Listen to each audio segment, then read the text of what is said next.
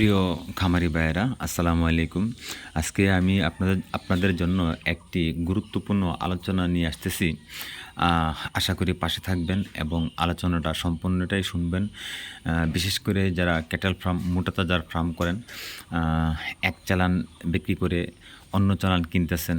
কিন্তু দেখা যাচ্ছে কি আপনারা সেরকম আর্থিকভাবে লাভবান হচ্ছেন না। এর পিছনে গুরুত্বপূর্ণ কিছু কারণ রয়েছে। এই কারণগুলো আমি আপনাদের মাঝে এখন আলোচনা করব। এর ভিতরে একটি কারণ হচ্ছে আপনারা গরু নির্বাচন যে বিষয়টি, এই বিষয়টি আপনারা এই গরু নির্বাচন করতে গিয়ে সেটা আপনারা অনেক বড় ধরনের একটা ভুল করে ফেলেন। যেমন আপনারা বাজারে গিয়া গরু কিনতে গিয়ে যখন আপনারা মোটা তাজার জন্য গরু কিনেন, বেশিরভাগ খামারি দেখবেন বাজারের ভালো গরুটা কিনতে চায়। ভালো গরু বলতে শরীর স্বাস্থ্য ভালো আছে, এই ক্যাটাগরির গরু কিনতে চায়। ঠিক আছে?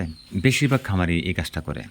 এবং কি যারা লং টাইম গরু পালেন, কোরবানিতে বিক্রি করবেন ১ বছর, ৭ মাস, ৮ মাস গরু পালেন, তারাও সেম কাজটি করেন। দেখেন এখানে একটা জিনিস লক্ষ্য রাখবেন, আপনি যে গরুটা কিনতেছেন আপনার উদ্দেশ্যটা কী? মোটা তাজা, তাই না?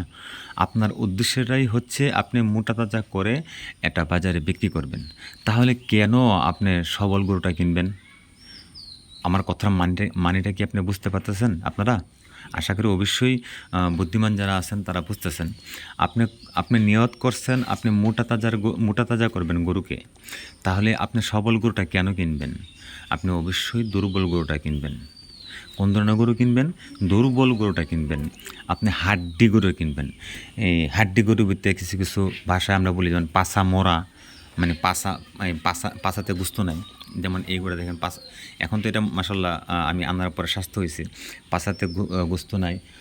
এরকম হাড্ডি বাড়িয়ে রইছে। শরীরে গোস্ত নাই। এ এই ক্যাটাগরি যে গরুগুলো আছে এগুলো আপনারা কিনে আনবেন। ৩ মাস পালেন, ২ মাস পালেন কি ৬ মাস পালেন, এই ক্যাটাগরির গরুগুলো আপনারা কিনে আনবেন। এতে করে আপনি আশা করি অবশ্যই লাভবান হবেন। আশা করি আপনারা বুঝতে পেরেছেন কোন ক্যাটাগরির গরুগুলো আপনারা কিনবেন। তারপরে যদি বুঝে না থাকেন অবশ্যই কমেন্ট বক্সে কমেন্ট করবেন। আসসালামু আলাইকুম।